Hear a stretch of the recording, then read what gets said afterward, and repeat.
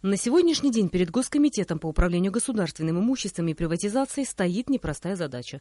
Для того, чтобы знать, каким имуществом обладает Госкомитет по приватизации, новым председателем Госкомитета Вахтангом Пипиа была поставлена задача перед сотрудниками провести реестр госсобственности, так как существующий список объектов госсобственности устарел. По словам Вахтанга Пипиа, с 2002 года, когда было принято постановление правительства, регламентирующее деятельность Госкомитета по приватизации, много что изменилось. Какие-то объекты приватизированы, какие-то остаются в госсобственности, какие-то находятся в ведении местных властей. Чтобы четко определить принадлежность объектов, по мнению Вахтанга Пипиа, и надо составить новый реестр. А для этого необходимо внести изменения в 117-е постановление правительства, в частности, в определенное приложение, которое, по мнению специалистов, устарело.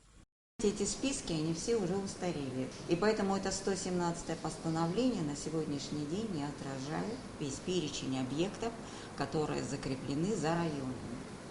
Очень сложный вопрос. Когда мы обсуждали 117-е постановление, мы решили все-таки поэтапно его разбить.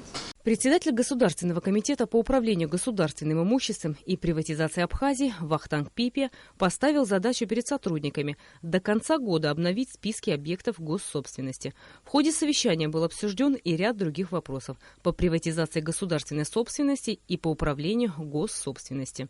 Рената Шака, Тимур Гугохи, Абхазское телевидение.